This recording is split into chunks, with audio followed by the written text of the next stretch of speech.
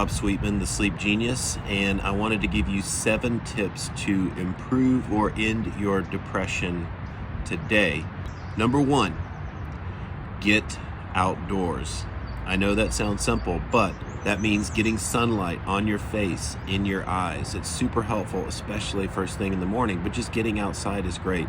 Also, putting your bare hands and bare feet into the soil, making contact. Studies show that gardening improves depression way more than any SSRI or any pill. Also, getting closer to the forest and the deeper in nature that you can get, there's a profound effect on having those microbials within the air get into your lungs and get into your system. We know that's an immune system boost. Number 2 is meditation. And a lot of people ask me, how do I meditate, Rob? I don't know how to meditate. It's very simple. There's no wrong way to meditate, and the first and most important thing is to start today.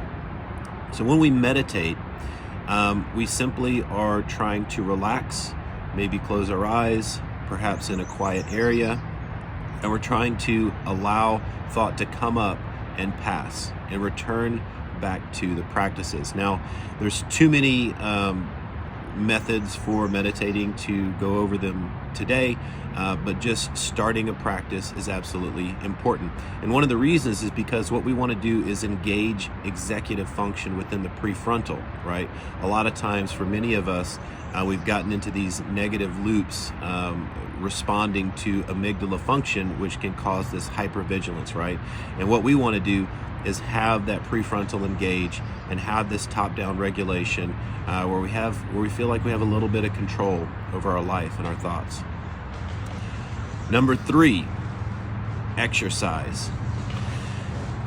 Exercise is so important.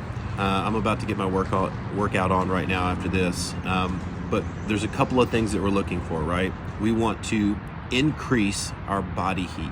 We want to increase our respiration, and we want to start perspiration, right? So we know that when we've increased blood flow and our body starts to respond to the exercise, so cardiovascular exercise like walking or doing aerobics is fine, but you can also do some light weightlifting. And I recommend that you do this every day. And if you can't do it every day, 3 times a week. And if you can't do 3 times a week, let's start with 1 time a day. But this has a profound effect on your overall health and wellness for a ton of different reasons. Number 4 is breathing. Breathing is so important, and it seems silly because we breathe automatically every day, but the practice and technique of breathing can have a profound effect on so many different areas of your life, both in opening up blood flow to the brain, opening up the lungs, being able to reach new limits and new levels with oxygenization of the blood. But probably most importantly is the nervous system, specifically the autonomic nervous system. And when we get into a stressed state, we want to have the ability to downregulate and relax. And that's something that we can do with breathing exercises. Now, again, there's tons of breathing exercises out there. I'll offer you guys a free breathing exercise on my Insight Timer channel. There's a link in my bio. It costs nothing, and there's a ton of different resources for people that are much better than me at teaching this stuff. All of it's free. I love Insight Timer. Number 5 is gratitude. Gratitude is a practice each day of taking a perspective of abundance, right? And that means letting go of the things that we're not happy with and focusing on the things that we do have gratitude for. And if you are alive, there are things to be grateful for. I promise you.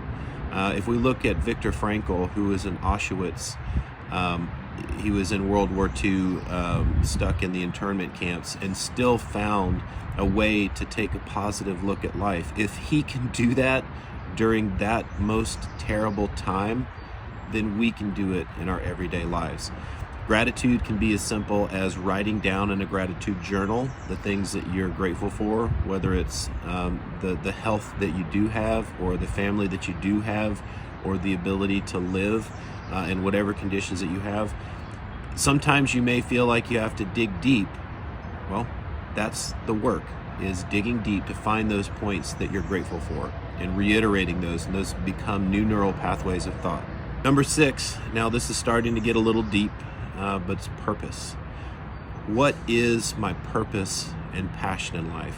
What do I live for?